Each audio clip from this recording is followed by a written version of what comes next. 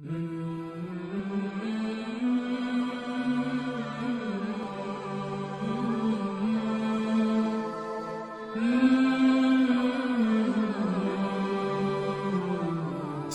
الاولیاء میں ہے کہ ایک بار امیر خسرو دہلی سے باہر گئے ہوئے تھے۔ واپس ہوئے تو ان کے پاس 5 لاکھ نقرئی تنکے تھے جو ان کے شاہی آقا نے ان کو قصیدہ لکھنے کے صلے میں عطا کیے تھے۔ دہلی کے قریب پہنچے تو ایک فقیر کو اپنے پاس آتے دیکھا جو حضرت خواجہ رحمت اللہ علیہ کی خانقاہ سے آ رہا تھا۔ اس کو انہوں نے اپنی جوتیاں دے کر رخصت کیا تھا۔ امیر خسرو اس کے نزدیک آئے تو بے اختیار ہو کر اس سے مخاطب ہوئے کہ تم سے میرے پیر روشن ضمیر کی خوشبو آ رہی ہے، کیا تمہارے پاس ان کی کوئی نشانی تو نہیں؟ فقیر نے وہ جوتیاں دکھائیں۔ امیر خسرو انہیں دیکھ کر بیتاب ہو گئے۔ فقیر سے پوچھا کہ کیا اسے فروخت کرتے ہو؟ وہ راضی ہو گیا تو انہوں نے 5 لاکھ نقرئی تنکے اس کو دے کر اپنے مرشد کی جوتیاں خرید لیں۔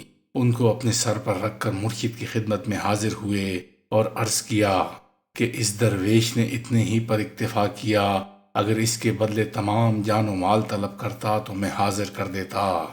یہ روایت تو بہت مشہور ہے کہ حضرت خواجہ رحمت اللہ علیہ کے محبوب بھانجے مولانا تقی الدین نوح کا عین شباب میں انتقال ہو گیا تو ان کو اس سے بڑا صدمہ پہنچا۔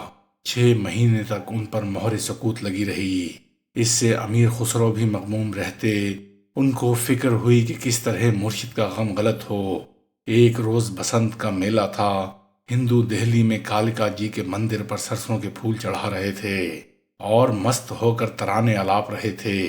امیر خسرو اس کو دیکھ کر بے خود ہو گئے۔ فارسی اور ہندی کے چند اشعار اسی وقت موزوں کیے۔ سرسوں کے پھول توڑے، پگڑی کو کچ کر مستانہ شان پیدا کی اور جھومتے جھامتے اشعار پڑھتے حضرت خواجہ کی خدمت میں حاضر ہوئے جو اس وقت اپنے بھانجے کے مزار پر تھے۔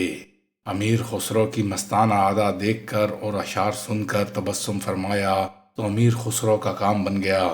اس روز سے جب ہندو کالکا جی کے مندر پر جاتے تو دہلی اور قرب و جوار کے صوفیہ قوالوں کو لے کر سرسوں کے پھول ہاتھ میں لیے اشعار پڑھواتے ہوئے مولانا تقی الدین کے مرقد پر جاتے ہیں اور وہاں سے حضرت خواجہ نظام الدین اولیاء رحمت اللہ علیہ کے مزار پر آتے ہیں۔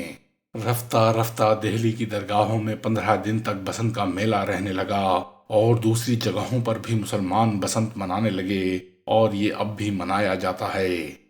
مولانا شبلی نعمانی شعر العجم کی دوسری جلد میں رقم تراز ہیں کہ خواجہ صاحب سے امیر کی ارادت اور عقیدت عشق کے درجے تک پہنچ گئی تھی۔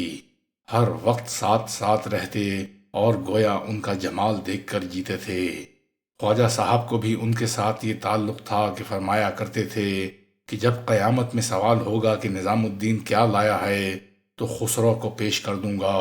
دعا مانگتے تو خسرو کی طرف اشارہ کر کے فرماتے، الہی بسوزائے سینہ این ترک میرا بھی بخش۔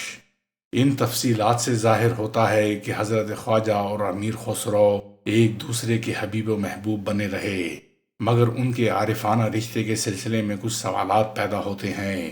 امیر خسرو رحمت اللہ علیہ کے معاصروں نے مزامیر کا ذکر نہیں کیا، لیکن خود امیر خسرو نے اعجاز خسروی میں فن موسیقی پر بہت کچھ لکھا ہے، جس کی مشکل عبارت آرائی کی وجہ سے ان کے اس فن کمالات کو سمجھنا آسان نہیں۔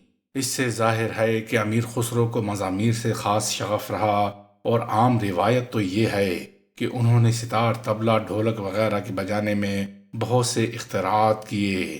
اس سلسلے میں یہ سوال اٹھتا ہے کہ جب حضرت خواجہ مزامیر کی حلت کے قائل نہ تھے تو اپنے محبوب کو اس سے شغف رکھنے کی اجازت کیوں دی؟